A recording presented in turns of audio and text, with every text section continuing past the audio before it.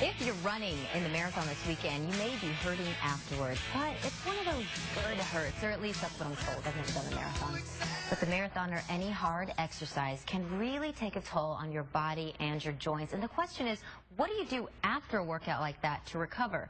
Well, Dan's over in the loft to find out some stretches that you can do to keep the good pain away, right, Dan? Good pain. I think that's what's kept me away, Britt. It hurts so good when you're done. You know, you can't walk, and it's difficult to even function. I'm kidding. Everybody obviously excited about the Rock and Roll Marathon, including Dr. Robb with Fix24. See, I thought for a second there, biology, wait, you said there's 24 vertebrae. Yeah, here to tell us some great tips. Mindy here to help us as well. Good morning to you guys. Tell us about the runner goes through a lot, right? Yes. There's a lot happening to your body during and after a race. You've got some remedies for us. Absolutely.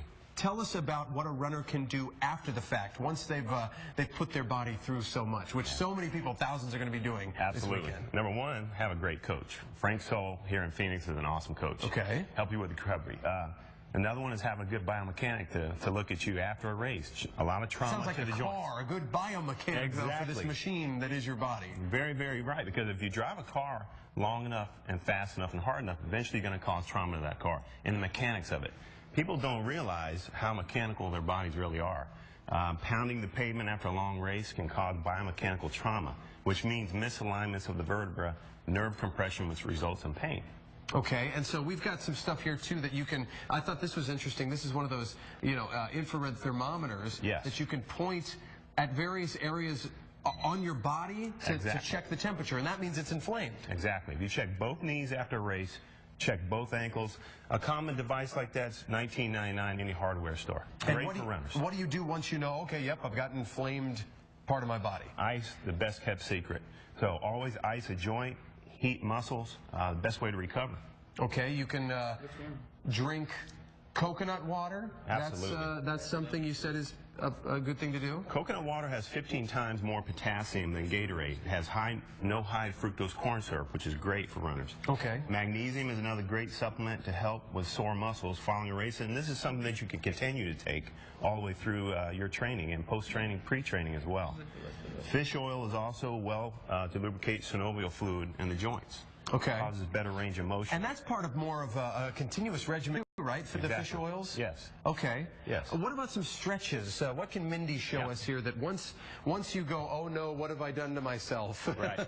to get back out there again? Two muscles that will often get tight, and that is the psoas muscles. The psoas muscles are the only ones that attach to the disc in the spine. So if they're tight after a race, they're going to pull those discs and the vertebrae out of alignment. So one of the things that we do to stretch the psoas muscles, bring the knees up, and then hold it for about 10 seconds on each side.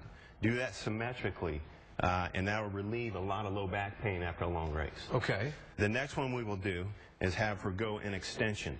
Now, extension is good because it opens up the spine. When you're running on the pavement, you're causing a lot of trauma to that spine. You're going to end up with hip pain, low back pain, neck pain. This is the best thing to do to relieve that after a race, and you should do this as a regimen of your daily regimen anyway. So getting it all stretched out releases that tension that would otherwise just stick around. Exactly. And cause pain. Exactly. Okay.